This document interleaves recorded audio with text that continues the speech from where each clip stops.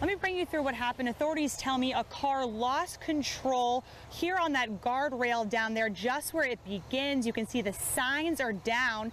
It actually flipped a couple times. Check this out. This is what it looks like now. Roundabouts on the road improve safety because if we were to get hit right now, both cars should be going slowly. If you're on a public setting, anyone can watch. Wes Nance says he took this case personally on behalf of Raymond Wood's family, and while this is one step closer to justice, there seems to be constant advancements when it comes to artificial intelligence. Other local volunteers tell me FEMA will be by later this week to collect it. This is a honeybee hive in a local Lynchburg woman's backyard. An Illinois teen is out of a ticket and employed after a police officer helped him in his effort to land a job. If we get the Mega Millions winning ticket, one of the first things I would be buying is a private jet. Reporting in Lynchburg, Caren Pinto, ABC 13 News. Diane Brown has lived in the Brentwood Mobile Home Park for 8 years. I've never experienced this ever anywhere, much less here, no. She has no power, but her mobile home is intact. She's one of the lucky ones. It's just trying to get the power back on and stay safe and warm and clean up the area. Brown was sleeping when the tornado roared through and took out the home across from hers. So this was a mobile home?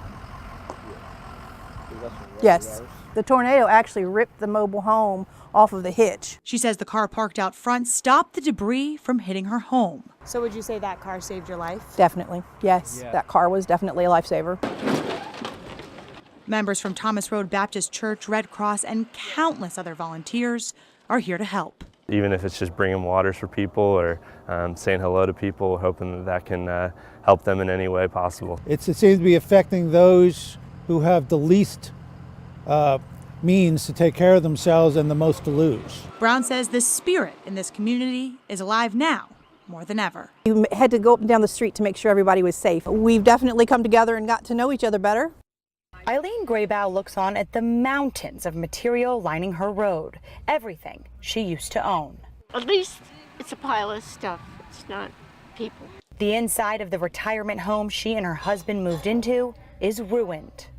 Pretty much so. I salvaged 2 pair of pants, 3 or 4 shirts, and my cat, and my husband. Brentwood Church is now helping get everything out of the home before the mold sets in.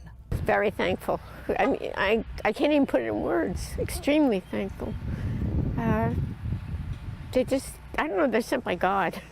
Brandon Lacey is a volunteer with the church. Just an entire world turned upside down. He and his team of 15 are lifting this stuff out and Graybow's spirits up. That's what we do. We want to help. Despite everything, Graybow still has her positivity. I think things happen for a reason.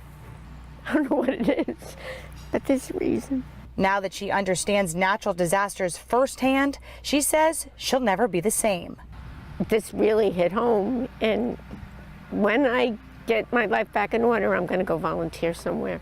For now, I think thank you is all I can say, but it's insufficient, but it's from the bottom of my heart.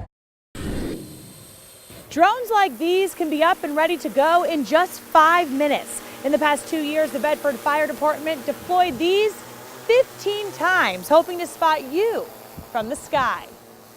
Rescue after rescue.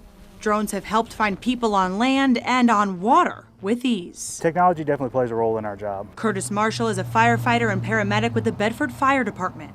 The department has used drones for nearly 2 years now. Using the drone, we're able to cover a lot more distance for them and go in more specific areas or more treacherous areas by air. The first day they got the new high-tech device, they helped rescue an elderly woman who was lost at Peaks of Otter. Within 20 minutes, it had its eyes on her.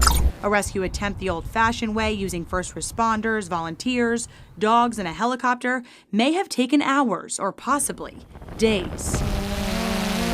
The department just got a thermal imaging camera. For ground searches, the thermal imaging camera is really great because there is a temperature variance. The thermal imaging camera is able to pick up on heat so that the operator is able to find what they're looking for quicker. Marshall says it will also be extremely helpful in fires to detect hotspots. The department decides which one to deploy depending on the situation. Let's put it to the test. Go get lost. We decided to test a drone with a regular camera and the thermal imaging camera to see which one could locate me faster. Clear prop. This time, he's using the thermal digital camera. There is a temperature difference between person and the surrounding. He's flying high, and then he spots me. Can somebody go confirm that that's Caren? Now it was time to get lost and see how long it took the drone with the regular camera to find me. It took a couple of minutes longer, but eventually They found me. Education just needs to be given to these individuals or departments to help them understand what they can use it for.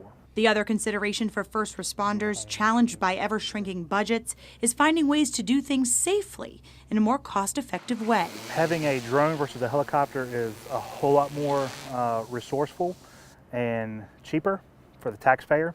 Marshall says the cost of a used helicopter can be up to $1.4 million, plus the cost of personnel. A drone can cost $1,000 to $100,000, depending on how sophisticated you want to get. And when seconds matter. If a drone can find one individual, then it pays for itself in one instance. In Bedford, Caren Pinto, ABC 13 News.